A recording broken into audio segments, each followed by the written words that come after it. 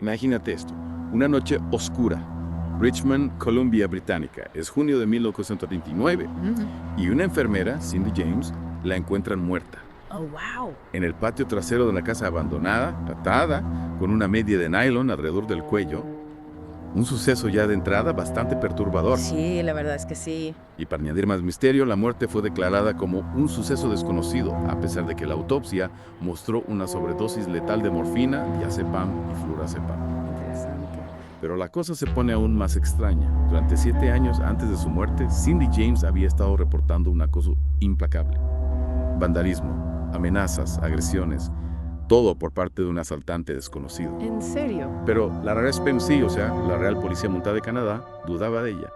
Tenía la teoría de que Cindy, que tenía historial de depresión y pensamientos suicidas, podía estar inventándose todo. Ya veo. Así que en esta inmersión profunda, vamos a adentrarnos en los hechos documentados del caso de Cindy James, a ver las diferentes perspectivas y a explorar el misterio de su muerte. Me parece bien. Empecemos por el principio. ¿Cuándo empezó esta pesadilla para Cindy? Bueno, todo parece indicar que comenzó en septiembre de 1982, justo después de su separación de su esposo Roy Makepeace. O sea, en un momento vulnerable de su vida. Exacto. ¿Y cuáles fueron los primeros incidentes? Pues al principio se reportó la presencia de un merodeador sospechoso rondando su casa y luego empezaron las llamadas obscenas. Qué mal rollo. ¿Y qué decían esas llamadas? Pues eran mensajes violentos, a veces con diferentes voces y con contenido sexual. Imagínate el miedo que debió sentir. La verdad es que sí. ¿Y hay algún ejemplo concreto de estas amenazas? Sí, en una ocasión le dijeron, te atraparé una noche, Cindy, y en otra jodida zorra, te atraparé. Escalofriante. Pero el acoso no se quedó solo en palabras, ¿verdad? No, empezó el vandalismo, rompieron las luces del porche, le tiraron una piedra por la ventana, incluso alguien entró en su casa y le rajó una almohada. ¿Y en la policía qué hizo? ¿A quién investigaron primero? Pues el agente Patrick McBride sospechó en un principio del ex esposo, Roy Makepeace. Él, por supuesto, lo negó todo. Cindy al principio no creía que Roy fuera capaz de algo así, pero luego les contó a sus amigos que Roy había sido violento durante su matrimonio. Un poco contradictorio, ¿no? Sí, la verdad es que sí. Un vecino también reportó haber visto a un hombre merodeando la casa de Cindy varias veces e incluso entrando en ella. Y este vecino insistió en que no era Roy. O sea, que había alguien más involucrado. Eso parece. Durante este tiempo, Cindy empezó una breve relación con el agente McBride, quien se mudó temporalmente a su casa. McBride llegó a ver a Roy rondando la casa, lo que aumentó las sospechas hacia él. Claro. También hubo una llamada telefónica silenciosa que se rastreó hasta una casa de cambio en Richmond. Una llamada silenciosa. Muy raro. Sí, la verdad es que sí. Y poco después apareció una nota en su coche con la foto de un cadáver cubierto. ¿Y Roy? También le cortaron los cables de teléfono. Aislarla del mundo exterior. Exactamente. Lo curioso es que a pesar de todo esto, Cindy seguía teniendo una relación cordial con Roy. Incluso lo invitaba a su casa cuando McBride estaba allí. Y ambos hablaban sobre el acoso. Qué situación tan extraña. Sí, la verdad es que sí. Y luego en Navidad recibió una nota con la foto de una mujer con la garganta cortada. Qué macabro. Sí, junto a la foto ponía Feliz Navidad. En enero de 1983, las cosas se pusieron todavía peor. Encontraron a Cindy inconsciente en su patio trasero, con una media de nylon alrededor del cuello. Dijo que la habían atacado y agredido sexualmente y que habían amenazado de muerte a su hermana. ¿Y qué dijo la policía? Pues el examen médico no encontró pruebas de agresión sexual y la policía empezó a dudar de su versión. Ya. Poco después recibió una carta que decía: corre conejo, corre, te mostraré lo jodidamente bueno que soy. Pronto, bang bang, estarás muerta. Vaya. Cindy se mudó varias veces, intentando escapar del acoso, pero no sirvió de nada. Roy Makepeace intentó reconciliarse con ella, le hacía regalos e incluso le ofreció un viaje a Indonesia. Y ella aceptó. Sí, pero a su regreso encontró otra nota que decía: bienvenida de regreso, muerte, sangre, odio, etc. El acosador siempre la estaba esperando. Desesperada, Cindy contrató a un investigador privado, Ozzy Cabana. Él se dio cuenta de que Cindy tomaba muchas medidas de seguridad. Llevaba un botón de pánico, spray de pimienta. Tenía mucho miedo. Luego encontró 3 gatos estrangulados en su jardín. Cindy sospechó de Makepeace. ¿Había algún indicio que apuntara a él? Bueno, Cindy escribió en su diario que Makepeace había destrozado su patio. Ya. Las llamadas telefónicas silenciosas continuaron, tanto en casa como en el trabajo. Qué angustia. En enero de 1984, Caben encontró a Cindy inconsciente de nuevo. Esta vez tenía un cuchillo clavado en la mano con una nota que decía: ahora debes morir, coño. Otro ataque. Eso dijo ella, que la habían atacado e inyectado con una aguja, pero no se encontraron drogas en su sistema. Cindy pasó una prueba de polígrafo, pero el resultado no fue concluyente. ¿Y había alguna pista en la escena del crimen? Había manchas de sangre que sugerían que alguien había intentado limpiar la escena. Qué raro. La policía volvió a sospechar de Makepeace, pero él se defendió diciendo que todo era cosa de la mafia, relacionada con el trabajo de Cindy en Benheim House. El padre de Cindy se reunió con Makepeace, llevando una grabadora oculta para pedirle que la dejara en paz, pero Makepeace le respondió con una carta en la que insistía en su teoría de la mafia. Interesante. En el verano de 1984, el acoso se intensificó. En junio, Caban encontró a Cindy en estado de pánico, decía que había alguien en la casa. Bajaron al sótano y encontraron a su perra, Heidi, que había sido maltratada. Junto a ella había una nota de feliz cumpleaños y fotos sexualmente explícitas. ¡Qué barbaridad! La cuerda que se usó para atar a Heidi era parecida a la que se había usado con los gatos. También encontraron una colilla de cigarrillo que no era de Cindy. Caban estaba convencido de que Cindy no le habría hecho daño a su perro. Claro. Las amenazas telefónicas continuaron. En una ocasión le dijeron: "Estás muerta, zorra, se va a sentir bien". Un compañero de trabajo de Cindy también recibió una amenaza. La madre de Cindy la vio una noche comprobando las ventanas y las puertas, presa del pánico. Al día siguiente, una ventana apareció rota. Pobre mujer debía estar aterrorizada. En julio de 1984, Cindy denunció que un hombre la había atacado en Dunbar Park mientras paseaba a su perra.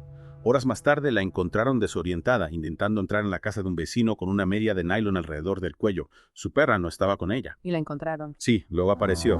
En el hospital, Cindy tenía marcas de pinchazos en el brazo. Un recepcionista del hospital dijo que un hombre con acento extranjero había estado preguntando por las medidas de seguridad. Pensaba que podía ser Makepeace. Y lo era. No se sabe. En octubre de 1984, Cindy fue sometida a hipnosis y recordó haber presenciado un doble asesinato, pero se negó a dar más detalles. Un recuerdo reprimido. Puede ser. Durante 1985 y 1986, el acoso continuó. Las llamadas anónimas, imposibles de rastrear. La policía vigiló a Cindy, a Roy y a otros 2 sospechosos, pero no descubrieron nada. Y el acoso continuó. Cindy recibió un paquete con una media de nylon negra y una nota que decía: "Sangre fluyendo libremente". ¡Qué siniestro! También encontraron un estuche de maquillaje con carne podrida en su porche. En agosto de 1985 hubo 3 incendios en su casa. El tercero, en el baño del sótano, pareció sospechoso a los investigadores porque había restos de periódico y no había señales de entrada forzada. ¿Creen que Cindy pudo provocarlo ella misma? Es una posibilidad. El psicólogo Anthony Marcus, que entrevistó a Cindy y revisó su caso, sugirió que podía tener trastorno de identidad disociativo debido a algún trauma infantil. Un trastorno complejo. Sí. En diciembre de 1985, Cindy se mudó a Richmond. 10 días después, la encontraron semi-inconsciente en una zanja, a kilómetros de su casa. Llevaba botas y un guante de hombre y tenía una media de nylon alrededor del cuello. Sufría hipotermia y no recordaba nada. Pobre mujer. A principios de 1986 se cambió nombre legalmente a James. En abril de ese mismo año hubo otro incendio en su casa. Sus amigos que estaban con ella vieron a un hombre huir tras el incendio. También cortaron el teléfono. ¿El acosador seguía ahí? Sí. Cindy estaba cada vez peor, se negaba a comer y decía que su vida no tenía sentido. Su psiquiatra Alan Connolly creía en sus historias sobre el acoso, pero también pensaba que era suicida. Una situación muy difícil para todos. Sí, Cindy fue hospitalizada durante varias semanas y le diagnosticaron anorexia nerviosa y depresión. Un examen psicológico la describió como inteligente, pero también negativista, conformista, con cambios de humor, pesimista y miedosa. Una personalidad compleja. Cuando le dieron el alta, le dijo a su padre que sabía quién era su acosador, pero se negó a revelarlo. Un secreto que se llevó a la tumba. En agosto de 1987, Cindy empezó a trabajar en el Hospital General de Richmond. Siguió habiendo incidentes menores en su casa. Una ventana rota, las luces del porche sueltas, un intento de entrada. El acoso continuaba. Sí. En octubre de 1988, Roy Makepeace recibió unos mensajes de voz muy extraños. En uno se oía a Cindy, pronto carne muerta, y en otro un mensaje incoherente sobre heroína y tranquilizantes. Asustado, Makepeace entregó las grabaciones a su abogado. ¿Por qué iba a recibir él esos mensajes? No se sabe. 2 semanas después encontraron a Cindy inconsciente en su garaje atada de pies y manos, desnuda de cintura para abajo y con una media de nylon negra alrededor del cuello. Otro ataque. Eso parecía, pero un experto de la repensé concluyó que era muy poco probable que Cindy hubiera podido atarse a ella misma de esa manera. Entonces alguien la atacó. Eso parece. En enero de 1989, su vendedor de seguros, Richard Johnston, se mudó al sótano de Cindy para protegerla. En abril de 1989 apareció una nota en el hospital donde trabajaba Cindy que decía: "Pronto, Cindy". Y en su parabrisas, alguien escribió: "Duerme bien". ¡Qué miedo! Cindy denunció un intento de allanamiento, pero los perros policía no encontraron ningún rastro. Poco después hubo otro intento de allanamiento. Esta vez los perros sí detectaron un olor, lo que indicaba que alguien había saltado la valla del patio trasero. Y encontraron al intruso. Ya. Después de años de investigación y millones de dólares gastados, la HTMC concluyó que no había pruebas que respaldaran la historia de Cindy y que probablemente se lo estaba inventando todo. Cindy se sentía muy frustrada con la policía, excepto con un detective, Jerry Anderson, a quien apreciaba. ¿Y qué pasó después? El 25 de mayo de 1989, Cindy fue vista por última vez después del trabajo. Iba a hacer unos recados. La última vez que la vieron fue en un cajero automático sobre las 7:59 de la tarde. Tenía planes para esa noche, pero nunca llegó. ¿Y qué pasó? Sus amigos encontraron su coche en el centro comercial Blondel. Dentro del coche había manchas de sangre, la compra y un regalo de cumpleaños. Encontraron su cartera debajo del coche, su casa estaba ordenada, no faltaba nada. ¿Y qué pasó con ella?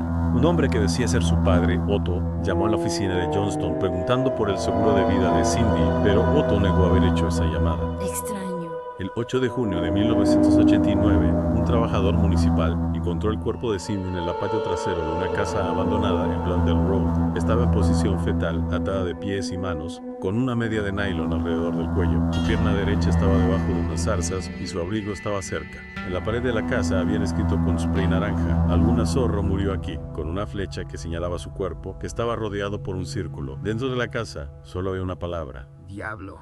¡Qué escena tan macabra! El patólogo observó que tenía las manos atadas con fuerza, tenía un dedo arañado hasta el hueso y una marca de pinchazo en el brazo. Según la evidencia entomológica, la descomposición había comenzado alrededor del 2 de junio en ese mismo lugar. La autopsia reveló que había muerto por una sobredosis de morfina, 10 veces la dosis letal, diazepam y flurazepam, pero no se pudo determinar cómo se administró la morfina. La policía, convencida de que Cindy se lo había inventado todo, concluyó que se trataba de un suicidio o un accidente. Pero Kasubam, el investigador privado, observó que la lividez del cadáver indicaba que Cindy podría haber muerto en una posición diferente. Es decir, que alguien movió el cuerpo. Exacto. En la primavera de 1990 se celebró una investigación judicial. Se interrogó a más de 80 testigos, incluyendo a Roy Makepeace, quien acusó a la familia de Cindy de haber abusado de ella cuando era niña. Se descubrió que los padres de Cindy habían encontrado y tirado una gran cantidad de sus medicamentos psiquiátricos después de su muerte. Su hermana, Melanie, encontró un cortador de vidrio, jeringuillas, un catéter urinario y solución salina entre sus cosas. Pruebas de que Cindy se autolesionara. Es una posibilidad. El jurado vio fotos del cuerpo de Cindy y se escuchó muchos testimonios sobre su estado mental. Varios psiquiatras dieron su opinión sobre el posible diagnóstico de Cindy: trastorno histriónico de la personalidad, trastorno límite de la personalidad con rasgos de TPT. Uno incluso sugirió que su padre podría haber abusado sexualmente de ella cuando era niña, aunque Cindy nunca lo dijo. Se hizo una reconstrucción para demostrar que Cindy podría haberse atado de la forma en que fue encontrada justo antes de que las drogas hicieran efecto. ¿Y cuál fue el veredicto? El jurado no pudo determinar la causa de la muerte. Se declaró como un suceso desconocido y se cerró el caso. Increíble. El caso de Cindy James salió en Unsolved Mysteries y en otros programas de televisión. Se escribieron 2 libros sobre ella en 1991 y en 2021 Audible sacó un podcast llamado Death by Unknown Event sobre este caso.